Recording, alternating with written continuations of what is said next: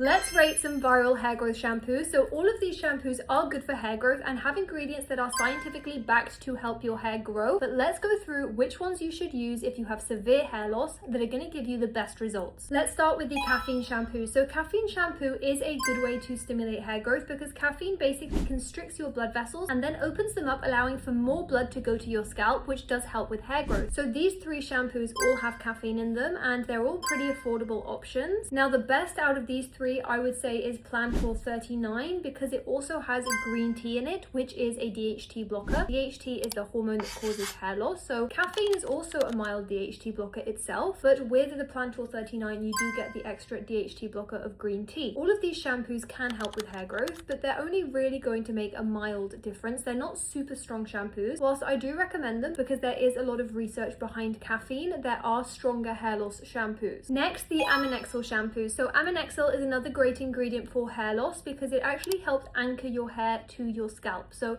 it prevents your hair from falling out by preventing collagen fibrosis around the hair follicle and anchoring it. So both of these have Aminexil, so both are a good option, and they both also have niacinamide. Niacinamide also helps with blood flow to the scalp and also is an anti-inflammatory. So these are actually pretty similar. This one also has ginger root extract, which is a bit of an anti-inflammatory, but overall they're pretty good dupes. Aminexil, I would say, is a pretty strong option. I would say that these are probably more effective than using just the caffeine shampoo. So these would work for mild to moderate hair loss. Next is my favorite shampoo for anti-breakage. Now this is a different kind of hair loss shampoo because it's not going to stimulate new growth, but it will prevent your hair from breaking, which is also important for length retention. If you want to grow it long, you need to make sure it's not breaking off. So this has an ingredient called Edelweiss Native Cells, which actually makes your hair more elastic so that when you brush it, it doesn't break off. You can also use a bond building shampoo that's also going to help prevent breakage and restitch the proteins in your hair back together. This one is the Kerastase Genesis shampoo, but some cheaper bond building shampoos that you could also go for are these. And my two favorite shampoos for hair growth are Nizoral and the Growplex Revive shampoo. Now Nizoral has a lot of scientific backing. It's got an ingredient called ketoconazole, which literally blocks the hair loss hormone on your scalp. But you can't use this more than twice a week because it is a medicated shampoo and it does leave your hair very dry. So some people shouldn't even use it more than once a week or even a couple of times every other week. And it's one of the most powerful shampoos you can possibly use for hair growth. The Growplex Revive shampoo has a lot of great ingredients. So this does have caffeine like some of those other shampoos we've seen. It has niacinamide, but it's also got added hair growth ingredients for androgenic alopecia like rosemary oil and peppermint oil. So there's a lot of research behind rosemary and peppermint oil. Like there's the famous study that compares rosemary oil to 2% minoxidil, and in one study peppermint oil was actually proven to be more effective than minoxidil. So I do think that this is a good shampoo as well. It's also very hydrating for your hair so it doesn't leave it dry like Nizoral.